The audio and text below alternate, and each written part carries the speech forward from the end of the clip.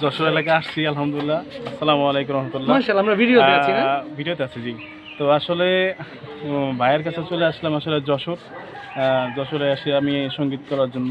তা আসলে বেশি ভালো লাগতেছে। আসলে ভাই সিম্পল সাধারণভাবে চলাফেরা করে। দেখতেই পাচ্ছেন আসলে এত ভালো লাগে আসলে বলার মতো না। তো আমি এখানে আসার পরে আসলে যশোরের ভাষা যে মিষ্টি আসলে ভাইকে আসলে কথা না বলে বুঝতাম না। আলহামদুলিল্লাহ, প্রিয় বন্ধুরা যারা আমার প্রিয় ভাইয়ের ভিডিও ক্লিপটা দেখছেন তার পেজ থেকে, তার আইডি থেকে হৃদয়ের অনেক ভালোবাসা উজাড় করে আপনাদের জন্য দোয়া করছি। ইসলামী সংস্কৃতির জন্য আল্লাহ তাআলা আমার প্রিয় ভাইটাকে কবুল করুন। তার এই কর্মতৎপরতা, তার সময়, তার অর্থ কোরবানিগুলোকে আল্লাহ তাআলা যেন নাজাতের কারণ হিসাবে পরকালে আমাদের জন্য সামনে দাঁড় করিয়ে রাখেন। আমরা যেন এই পথ ধরেই নিজেদের নাজাত খুঁজে পাই। আল্লাহ আমাদের সকল কাজে বারাকা দিন, সকল কাজগুলোকে ইবাদত হিসাবে কবুল করুন। যশোরে পেয়ে ফরিদপুরের মানুষ আমরাও ধন্য। তো বলে রাখি, ফরিদপুরের মানুষ অনেক অতিথিপরায়ণ, তারা খুব মিষ্টি পায়েস খাওয়ায়।